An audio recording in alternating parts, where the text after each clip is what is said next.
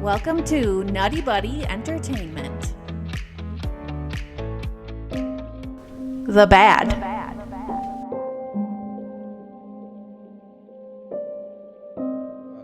Okay, well then let's move on to the bad. So I'm sure we got a ton here, guys. Let's start with Brian. What is a bad that you have? Oh man, too many to choose from. Yeah. I like the comedy, but there was towards the end, it seemed like it was like getting like a little too tongue in cheek for me, especially when they're standing on like the bridge in Asgard, and Loki and Thor and Valkyrie are going up against Hela, and then Loki's like, well, I'm not gonna do the get help on here. After there was something else that was funny, it was just like there wasn't really too many like breaks in between sometimes to like get the joke and like laugh about it.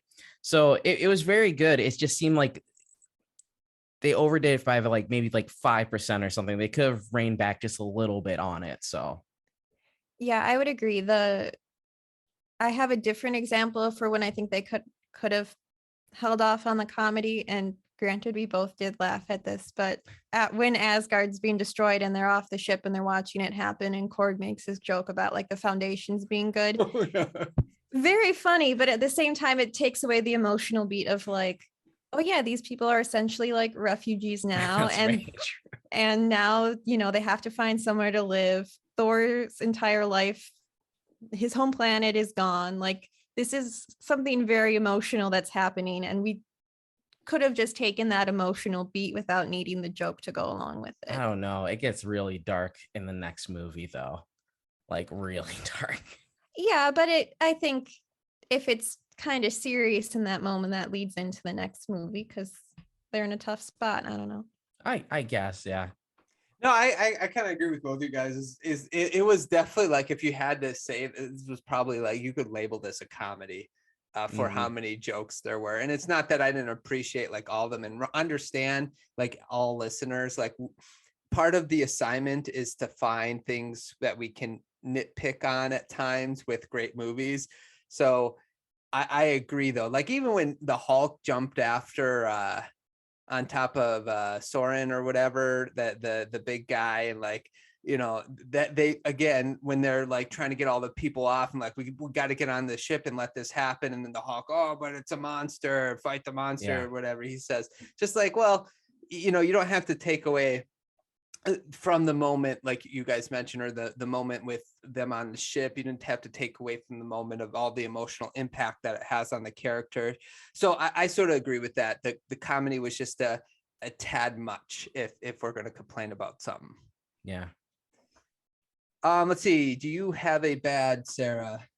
Yeah, my other one was just kind of the way the Warriors 3 went out. Like, I know we're establishing like Hela's, she's known to mess around with, but like I feel bad, I can't remember their names, but the two that like died immediately, like at the Bifrost, it's like, that's kind of a sad way to like go out.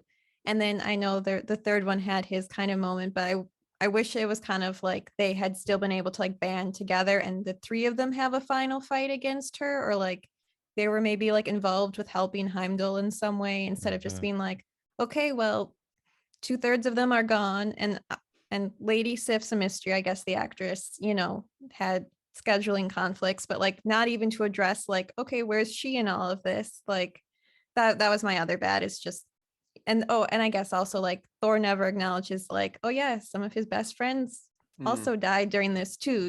Like, yeah, I think they could have handled everything to do with the Warriors better.